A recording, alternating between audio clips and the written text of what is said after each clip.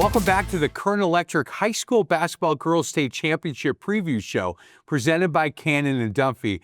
I am Mike McGivern alongside my co-host, the longtime girls coach at St. Francis. He is Coach Sid.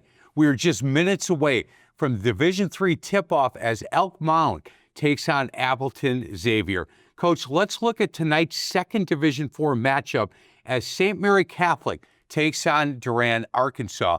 St. Mary Catholic Zephyrs, 25-3 overall, won the Big East North Conference for the fourth year in a row, and they are coached by Jeff Chu. They have had a lot of success, obviously winning that conference 4 years in a row, and done a great job. Coach Chu has done a really nice job with that program. Yeah, he's 500-plus wins, Hall of Famer. You know, had a great run there for about 17 years where he won a gold, silver, and then was let go for a few years and then came back.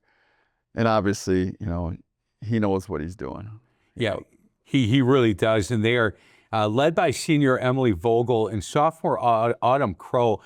These are some kids that are putting up some really good numbers.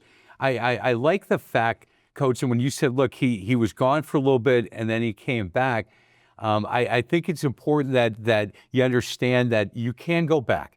Right? If there are times where some administration said maybe we can do a little bit better, or they weren't happy with the program, and then they've made a change there, and they say, listen, you know, let's do it. Let's have a redo. And he was man enough to say, yeah, let me come back and do this. And at that school, when you're talking about winning conference championships for 4 straight years, the difference between hunting and being hunted is big. And they have been hunted for a number of years in that conference, and they continue to win. Yeah, it's a tradition of winning at St. Mary's Catholic. Yeah, that really is. Hey, we had talked to Jeff, and he talks about this year's team and the importance of the seniors for this squad. This year, in the past, we haven't had a lot of seniors in there. And this year, we have more seniors playing with us, and it is kind of a nice goal that they were shooting for, that they hit over 100 wins as their seniors, and a lot of them have played since they were freshmen on the varsity, and to win over 100 games and get to the state now has been one of their goals to make that. So that was a big thing for them to move forward into during the season. You know, when we hear coaches talk about the importance of seniors, you and I agree. Look, it's senior-led teams that understand the program, that understand the difficulty of getting through a season with the ups and downs. I think that's so important for teams that are led by seniors that understand the importance. It's funny, Coach. Nowadays, you don't see 7, 8, 9 seniors on a squad, because if kids aren't going to get a lot of playing time, a lot of times they won't go out. I give some of these teams a lot of credit that have seniors that might not get a lot of playing time, but really work hard at practice. Yeah, you can't replace that veteran leadership, especially like he was saying, 100 wins in the last 4 years for those kids. And we talked about Laconia too. I mean, that's hard to replace. 100%. So the Zephyrs are going to take on the Panthers from Durand-Arkansaw, 25-3 overall. They took second to the Dunn St. Croix Conference, and they are coached by Darren Lowenhagen. And I can tell you that when you look at that team, Coach, they have a lot of talent.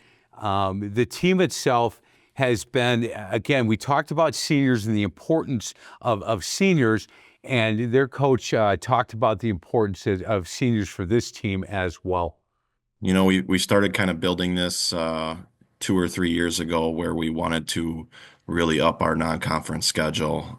So we really put in good teams like Baldwin, who was in the sectional final for Division III, and Prescott and St. Croix Central, and just a bunch of those Division III schools, knowing that we wanted to make sure we were playing tough games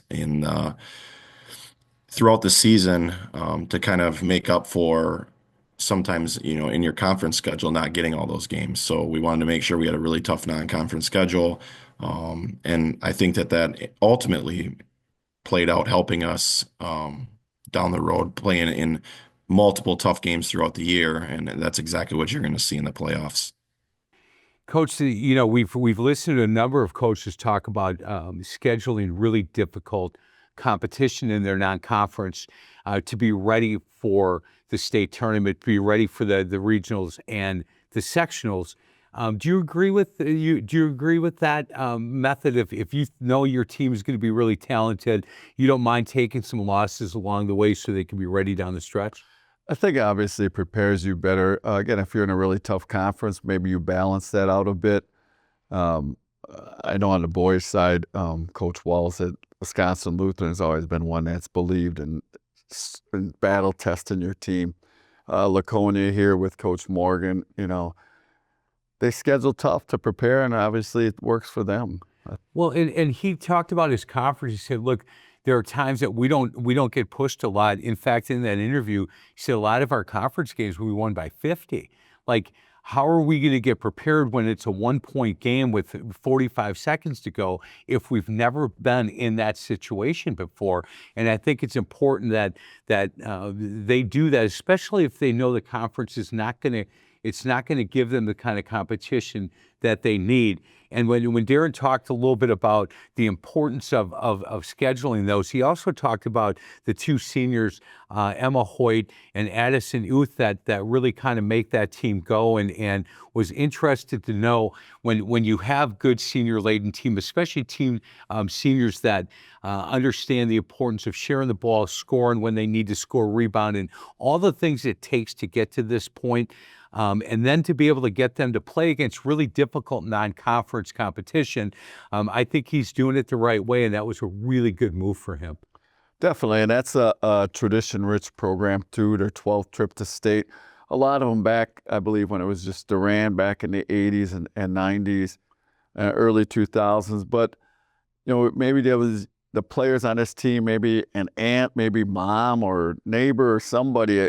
When you've seen someone experiencing that, it sticks in the back of your mind. I know one of my vivid memories as a grade school was when our boys won state in 1976, and you immediately went to the playground. You wanted to be Right. the next Pat McEwen was at the time, or Dave Dorlak, or Johnny Osip, the kids that were on that team.